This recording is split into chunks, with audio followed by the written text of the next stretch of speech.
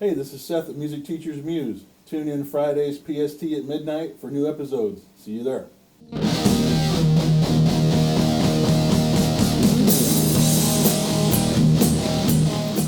Hey, welcome back. We are talking today. Question I get asked pretty often, not recently since COVID screwed every performing musician in the country, much less the world. But why teach versus gig? As you've probably noticed on this channel, not a fan of COVID. I don't know if anybody is, you're wrong. So why would you be? So it's a common question because I have a performance degree. I've been playing in bands since 1998, so 21 years, roughly half my life. And there's a bunch of reasons, but let's jump into the main ones, especially as a professional. Professional meaning paid. So the first reason is steadier work. When you have students, you're going to have students every week. It's rare, extremely rare, that I get a student who signs up and takes one lesson from me. I've had one guy do it in the last year, I think. Strangely, every few months he would text me and say, "Hey man, I'm just keeping in the loop and I'm gonna eventually sign up, this, that, and the other." And then he paid me for one lesson, took one lesson, and then I haven't heard from him since. So strange, but it does happen, but it's not common.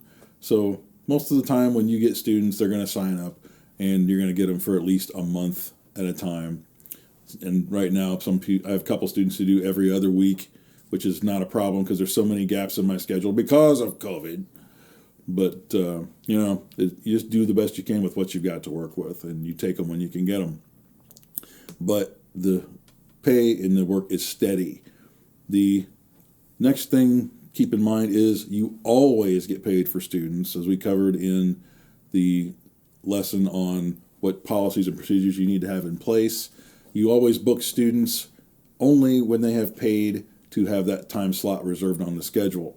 So I myself have never once played a gig where I got paid before the gig actually took place.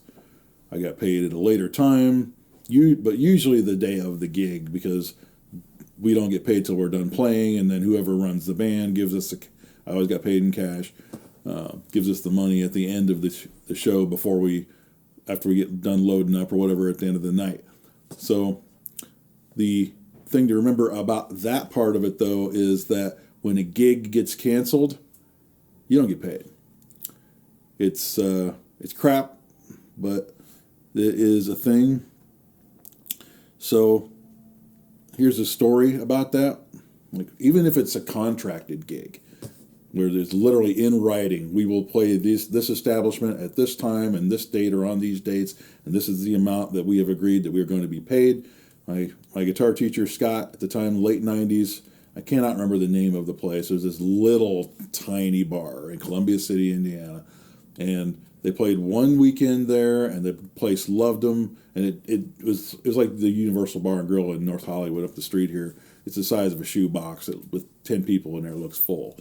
And they had 4 or 5 contracted bookings, and literally the club closed not even a month after they played that first gig.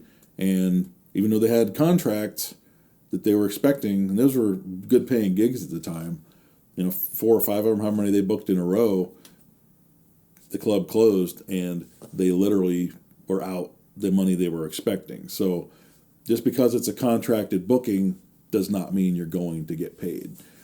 I've also heard from a guy back home who has done contracted bookings, because I've never personally done anything like that as far as had a contracted gig, but he made a good point, because Scott actually asked him about this. He said, you can take them to court and sue them, but word's going to get around that every club in town knows that you sued a club for not paying you, and nobody else will book you. So that doesn't help you either. So it sucks, but it just goes back to that teaching is guaranteed money as long as you conduct yourself professionally and demand, in a reasonable professional manner. But anybody with common sense will say this is a smart business practice. I've never had anybody give me any shit about it. But lessons are not booked until they're paid for first. That's the only way to reserve your time on the schedule. So gigs don't work like that. The next pro about teaching versus gigging or performing is that the work is respected. So there's plenty of, I've had plenty of people tell me that they respect what I do and my talent and the skill that I have, and they listen to me play, and they have nothing but nice things to say.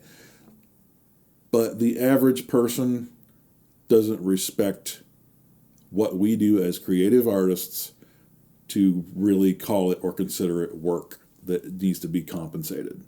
They respect it because it does something for them, but in a lot of cases, when it comes to actually paying us fairly for what we do, which not any Joe Blow on earth can just do what we do. It's a very specific set of skills that we have. And regardless of what creative outlet you do as a profession, but a lot of people will look at you funny when you say you're a musician for a living or you're an artist of any kind. Because not in LA, because this is a common thing here, but where I'm from, it's very different. But your students will always say thank you, and they will be very appreciative of what you do and how much you help them and how much you show that you care about their musical journey and everything you put into being the best teacher you can be. So many times I have felt so disrespected as a performer and been depressed as hell because I played a gig for a bunch of fucking drunks who don't give a rat's ass about how much work and effort I have put into my craft and how much I've sacrificed for my music career. The amount of debt and relocating to LA twice and everything else. And to be fair, a lot of the gigs I've played have been really rewarding, but there's been a lot more of them that haven't been. And that's just a fact of life. Not every show is rewarding. It's like dating. Not every person you go out with is going to be the one, and it's a big crapshoot finding something that's really kosher that's even like sort of kind of acceptable in most cases. Even in a city full of musicians, it's really hard to find that. The other pro about teaching versus gigging is, depending on the environment, you literally don't have to inhale a bunch of cigarette smoke. Because the only two types of gigs that I've ever done are bar band gigs and club gigs. I've never played in a major stadium or anything. I'm thinking the closest thing, of course, they are the Whiskey A Go Go and the Viper Room in Hollywood are venues. They have national acts and big names play there. So I would call those concert venues. But in the Mint in LA, a couple, Catalina Jazz Club, Malone's House of Metal in Santa Ana, I played at all of those. So I would call those actual venues because they're designed for live music. But if you're in a bar band, especially where I'm from now in California, they have it to where you can't smoke inside. But where I'm from, oh dear God, you inhale a fuck ton of secondhand smoke, and it is a major health hazard. And when you leave, even after 10 minutes, all this hair, your instruments soak up that god-awful shit because smoke damage is a thing. Like the pictures of Randy Rhoads with the yellow Les Paul, it wasn't yellow when he got it. It was a pearl white. The smoke in the clubs that he played it in turned it yellow. Blech. So that's a literal major health hazard, as well as just the fact that you're playing for drunks and you smell like a human ashtray 10 minutes after you get there. And if you're too tired after playing for 4 hours and you don't take a shower when you go to sleep, you wake up, you about want to puke because you can't stand the smell of yourself. And then you have to wash your sheets and your pillowcases and everything because it soaks into everything. It's nasty. So the other part about the gigging, I don't think we've gone into detail about this on this channel yet, but if you're in a bar band of any kind, here's what you have to do. You play for 4 hours. And you're not so straight 4 hours, but you generally play 3 or 4 sets of music. So you're going to be booked anywhere from 8 to 12, 9 to 1, 10 to 2, somewhere in that neighborhood, or a minimum of 2 sets. So a couple hours. To get that much material together, you have to rehearse with the band for 2 to 3 hours at a time and multiple rehearsals, because that's anywhere from 20 to 50 songs. It's a fuck ton of music. Then you have to sometimes provide your own PA system. I think it's less common now, but when I was gigging way back in the day, you almost always had to bring your own PA system. This is small town Indiana talking, but that's just the way it was. And so you have to load the gear up.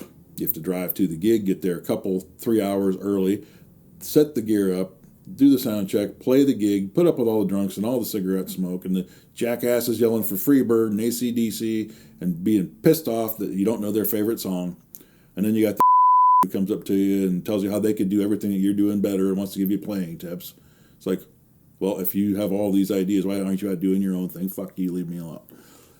And then you've got to tear the shit down and load it back up and then take it back to wherever you store it and then load it and then go home. And you're going to make, even today in 2021, if you are lucky, you'll make $150 for all that. So do the math. Like if like 2 days ago, I was driving around LA for 2 students, I made a total of $120. Now, that took a few hours because of the driving time and all that, but when you add up everything that I just described in comparison, it's a no-brainer. So there's not a lot of pros to gigging in that respect. Now, I mean, I have a performance degree. I've got the big amps. I've got performance-worthy gear. I mean, it's not that I don't want to perform, but when it comes to the amount of respect and pay and working conditions that I've experienced, I've never been on tour as a performer or anything like that, but it doesn't take a whole lot of functional brain cells to understand why teach versus gig for all the reasons I just listed. So let's do a quick recap. So first off, steadier pay. Students are booked a month at a time. You're going to have students every week. You're always going to get paid. As long as you book and make sure people pay to reserve a spot on the schedule first. If you don't, you're not being smart. They're going to screw you and you're going to be out money you're expecting. Just don't do that. The other thing is you're respected. Your students are going to say thank you.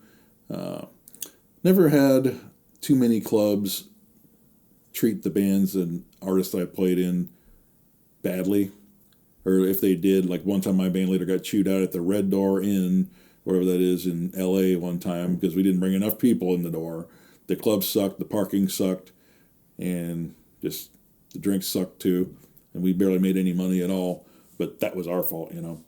So that does happen, but it's almost never the performer's fault.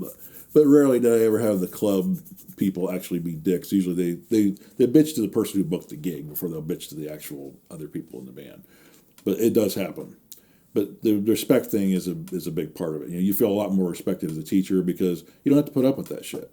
You get paid, and people usually say thank you, and they really appreciate what you do for them. So that's a big, big thing. I mean, I miss gigging.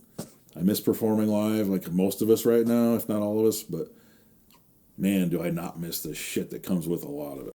And the other part is, you know, it's less work, more money, compared to everything that I described in as far as the bar band gig, or even if you're just playing for one set for 40 minutes as a headliner at a club in LA, you still got to attend a couple rehearsals and, you know, learn all the material on your own, et cetera, et cetera. You're still only going to make between $100 and $150 for that. And that's if they pay you that much. So it's a lot of work, and it's not anywhere near as steady. Even if you have a residency in a club, you might have a residency, or cruise ships are the only other one I can think of that you would play steadily, like every night or every week, because you're obviously on a cruise ship to entertain people. Do you hire musicians for that? If you have a residency in a club, you might play there every week, or for a month long, you might play there every night every week on Thursday or something. But it's definitely not as steady. So back to the, you know, steadier work, steadier pay for being a teacher. It's pretty easy to remember. It's just a no-brainer. It's teaching pays better. It's more respected. It's more consistent. It's less of a health hazard. It's nowhere near as exhausting mentally or physically. And it's just overall, I don't want to say better, because, you know, the performer in me, you know, I mean, cranking up the half stack or the full stack even better is awesome, and letting her rip on stage, there's nothing better than that. But it's just to where sadly, as performers, in my experience, we're just nowhere near as well paid or as respected as we are as teachers because, again, people don't value what we do. A whole other topic. There's too many assholes doing it for free.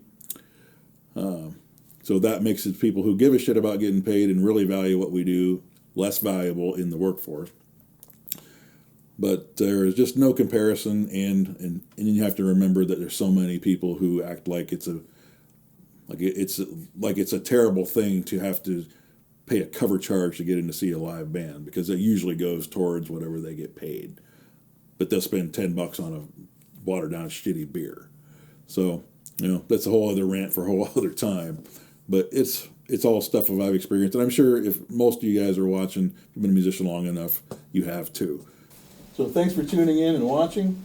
Please hit the bell for new videos. Subscribe, like, share. Follow us on Instagram and Facebook. Check out our sponsors in the description below. And we will see you next week.